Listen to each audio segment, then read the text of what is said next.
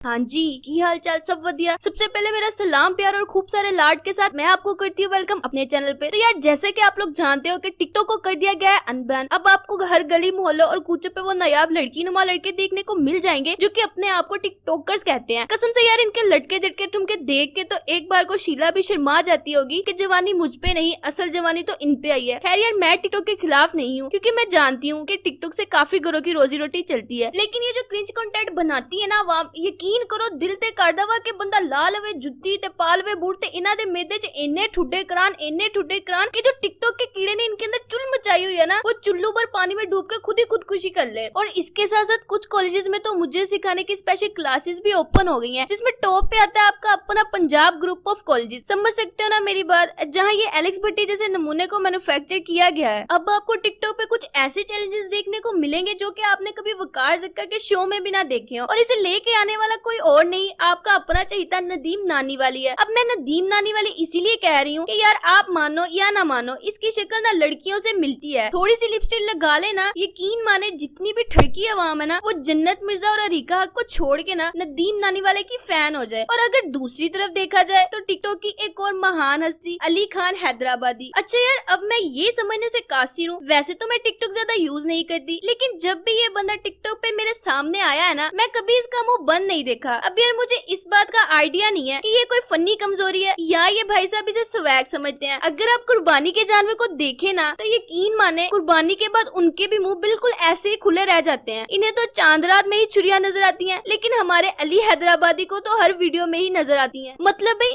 हद है कुछ भी। अब यहाँ बात करते हैं टोटके वाली सरकार के बारे में। मसला कोई भी हो तो बिल्कुल परेशान ना हो आपके लिए कि मैं ऐसा नुस्खा लेके आया हूँ। अगर आप इसे कमेंट में कहेंगे ना कि मुझे 10 साल पुरानी कब्ज है, तो भाई साहब कहेंगे तो बिल्कुल परेशान ना हो आपके लिए कि मैं ऐसा नुस्खा लेके आया हूँ। और अगर आप इसे कमेंट करेंगे ना कि कोई बच्ची सेट नहीं हो रही, तो यकीन जाने कि ये बंदा उसका भी टोटका ढूंढ लाएगा। मतलब यार अजीब, काले जादू की तोड़फोड़ का माहिर बंगाली बाबा बना बैठा है। मतलब मसला चाहे कोई भी हो, हल सिर्फ एक। तो बिल्कुल परेशान ना हो आपके लिए कि मैं ऐसा नुस्खा लेके आया हूँ। 2 साल टुई रगड़ने के बाद, कमेंट्स में हर किस्म की लानते शानते खाने के बाद, अब हाल ही में भाई साहब ने एक साबुन लॉन्च किया है और नाम इतना निराला रखा है ना कि सुनते सारी बंदा खरीदने पे मजबूर हो जाएगा। तो दिलों को थाम ले साबुन का नाम सुनने के लिए। तो जी साबुन का नाम है जी कर दे मुतेराज के लांता पुआमा ब्यूटी सोप। अब यार मुझे एक बात की समझ नहीं आती, गोल्डन पर्ल जैसी कंपनी जो कि अपनी क्रीम की कीमत 200 से 250 रुपए रखी बैठी है, और यकीन माने वो क्रीम भी यूज पूरा महीना होती है, रिजल्ट भी कमाल का है। अब किसी को नदीम नानी वाले ने ही काटा होगा कि वो इसका ये 400 रुपए वाला साबुन लेके इस्तेमाल करे। पता मैं क्या कहती हूँ? नहीं यार मैं कहती नहीं हूँ, मुझे लगता है कि ये जो बर्तन धोने वाला साबुन है ना, इसमें कलर शलर डाल के ना हाजी साहब ने ये समझा कि यार जब बर्तन रगड़ रगड़ के चीटे हो सकते हैं तो लोगों की बूथियां क्यों नहीं। बस हो गया तैयार ब्रांड। मुझे यकीन है कि आप इसका साबुन इस्तेमाल करने के बाद ना इसके कमेंट बॉक्स में जाके इसे दाद दिए बगैर नहीं रह सकेंगे। खैर आज के लिए तो सिर्फ इतना ही। मुझे पता है कि काफी टिकटॉकर्स बच गए हैं कि जिनकी क्लासेस नहीं ली हमने, लेकिन मैं एक बात बताऊं, टेंशन नहीं लेनी, वड्डा गोश्त नहीं खाना ते छोटे नु मना नहीं करना। मैं आऊंगी ना वापस एक नई वीडियो के साथ, एक नए टॉपिक के साथ। तब तक के लिए लव यू ऑल, दुआओं में याद रखिए। अल्लाह हाफिज।